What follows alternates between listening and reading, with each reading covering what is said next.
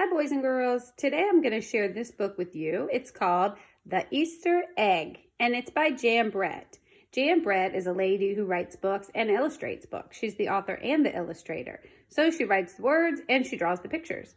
She draws really pretty and really detailed pictures, so make sure you look closely.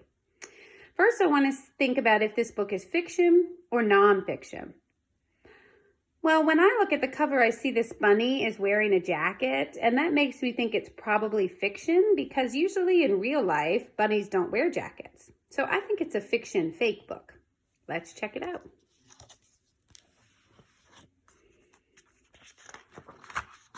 Here's the title page, Jan Brett, The Easter Egg. Cheer up, cheer up, cheer up. Spring is here. Time to start my first ever Easter egg, Hoppy said. Each year, the bunny who decorated the winning egg got to help the Easter rabbit hide the eggs on Easter morning.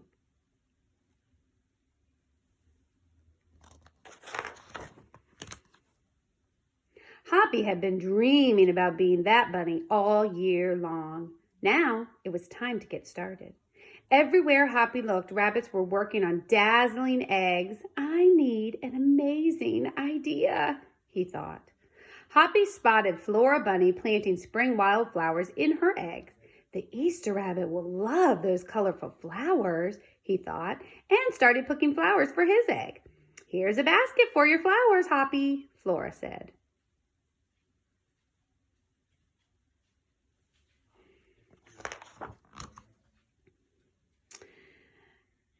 Chop, chop, scrape, scrape. Hoppy spied Buster Birch carving a magnificent wooden egg.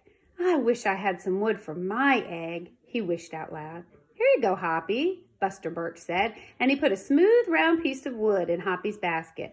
Thank you, Buster, Hoppy said.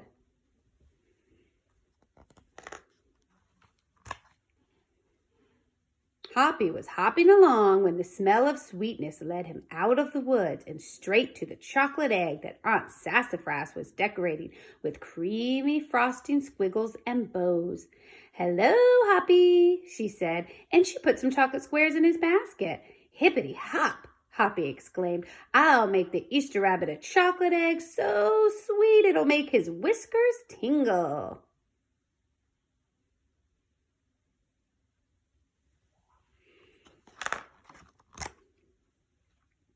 Then Hoppy saw Granny Irene decorating one of her fabulous story eggs. First, she traced a design on the egg with a special tool. Then she dipped the egg in pots of yellow, green, orange, and red dye, adding to the design each time. Hoppy couldn't believe his eyes. I'll never make an egg that beautiful, he told Granny Irene. She smiled. Try, she said, giving him one of her special tools.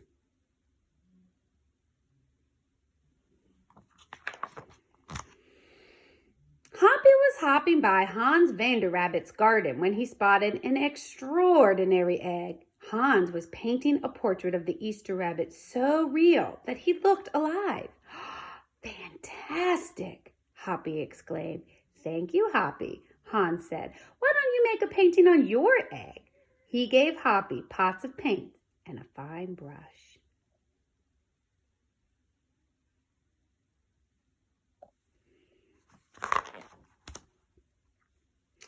As Hoppy bounced along, a loud boing nearly knocked him off his feet. It was a whirling, twirling, mechanical egg.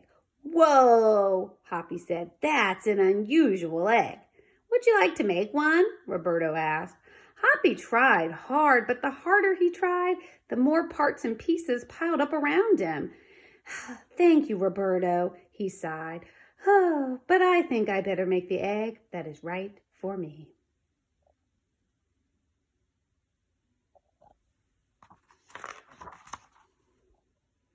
Hoppy hopped back to the woods and lay down under a tall tree to think. Making a beautiful egg is harder than I imagined, he thought. I guess I don't have to win. I just want to make an egg that I'm proud of.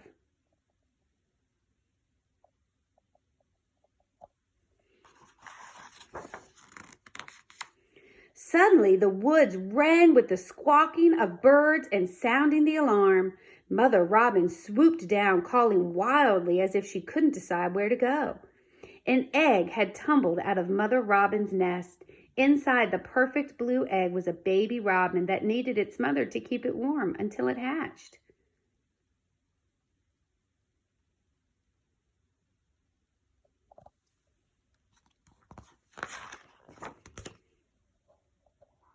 Hoppy knew what he had to do. He sat down carefully and covered the blue egg with his soft, warm fur. "I'll take care of you the best I can," he whispered. Relieved, Mother Robin chirped and settled down on her other 2 eggs.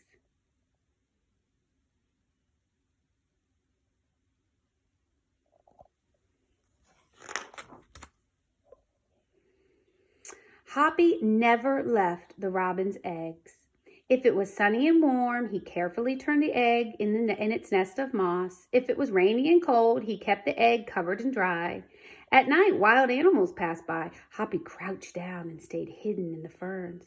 Often he heard strange noises coming from above, but Hoppy didn't run away.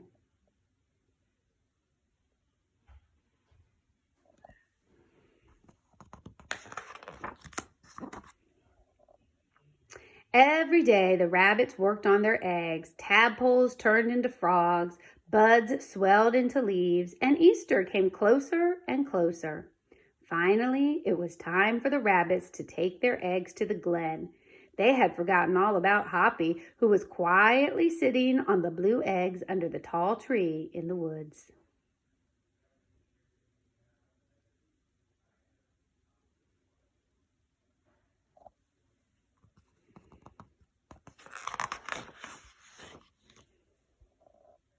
Early the next morning, the rabbits waited for the Easter rabbit. Suddenly, a beautiful wagon rolled toward them out of the mist.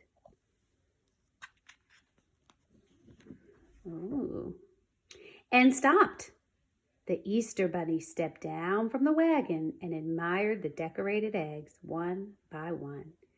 "You have brought me the most beautiful eggs in the world, but a very special one is not here," he told them. The rabbits were puzzled. What egg could it be?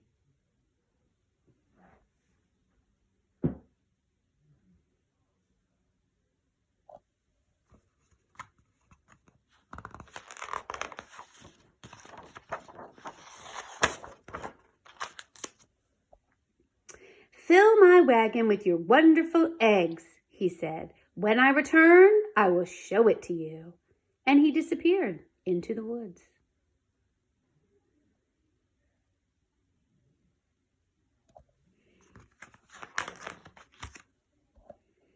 He came back with Hoppy, looking scruffy and bedraggled.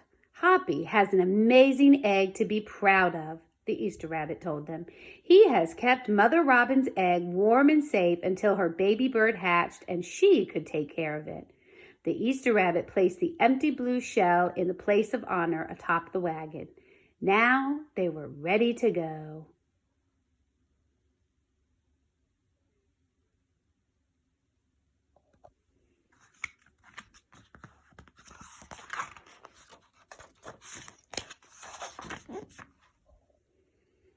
The rabbits cheered for the egg that had surprised them all. "It's our best Easter ever, Hoppy," they shouted. Then the brave little bunny and the Easter rabbit rode off together to hide the eggs for girls and boys to find on Easter morning.